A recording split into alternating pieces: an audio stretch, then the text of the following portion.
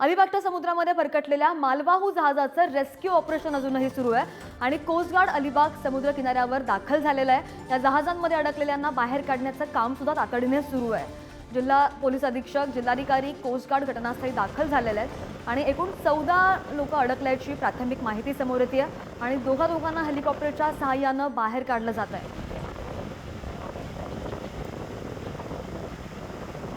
रायगडमधून आपण ही बातमी पाहतोय आणि अलिबागमध्ये ज्या ठिकाणी हे जहाज आहे त्या ठिकाणाहून अलिबागमधून श्रीकांत शेलार आमचे प्रतिनिधी त्या स्थळी आहेत। श्रीकांत, माझा आवाज पोहोचत असेल तुमच्यापर्यंत तर सध्याची काय परिस्थिती आहे? 14 लोक अडकल्याची माहिती, किती जणांना बाहेर काढण्यात आलेलं आहे? खरं आहे की एकंदरीत हे काल जे जहाज आहे धरमसर खाडीतून भरकटलेलं होतं।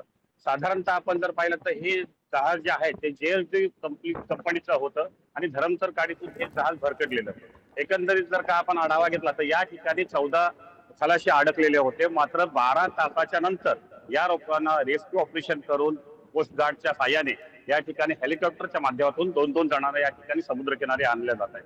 आपण जर का पाहिला तर या ठिकाणी रायगड जिल्ह्याचे जिल्हाधिकारी असतील, डॉक्टर किसन जावळे असतील किंवा पोलीस अधीक्षक सोमनाथ घारगे असतील, हे या ठिकाणी जातीने लक्ष देऊन व कोस्ट गार्डचे अधिकारी या तिन्ही यंत्रणा एकत्र येऊन या ठिकाणी आता बचाव कार्य मोठ्या प्रमाणात सुरू आहे व 14 खलाशांना या ठिकाणी समुद्राच्या किनारे आणण्यासाठी यांना मात्र यश प्राप्त झालेलं आहे।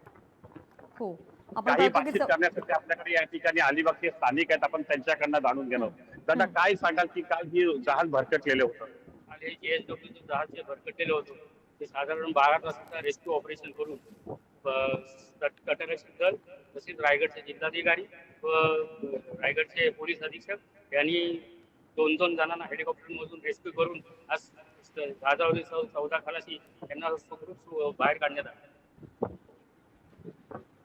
हे नागरिक होते, हे प्रियदर्शी नागरिक होते। त्यांनी सांगितलेलं की रेस्क्यू ऑपरेशन कशाप्रमाणे ठिकाणी करण्यात आलेलं आहे।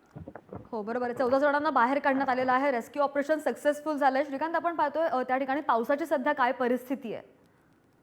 स्थितीमध्ये जर पाहिला तर रायगडमध्ये धुवाधार 2 दिवसापूर्वी पाऊस जोमाने पडत होता आणि त्याच्यामुळे रायगडमध्ये पूर्णपणे महापुराचं एकंदरीत निर्माण वातावरण झालं होतं। परंतु पावसाच्या उघाडीमुळे आज हे रेस्क्यू ऑपरेशन सक्सेस झाल्याचे म्हणावं लागेल। नक्कीच, धन्यवाद दिलेल्या सगळ्या माहितीसाठी। तर आपण पाहतोय की अलिबागच्या समुद्रामध्ये एक मालवाहू जहाज भरकटलं होतं, त्याचं रेस्क्यू ऑपरेशन सक्सेसफुल झालेलं आहे। 14 जण या जहाजामध्ये अडकली होती, मात्र 14 जणांना बाहेर काढण्यात यश आलंय।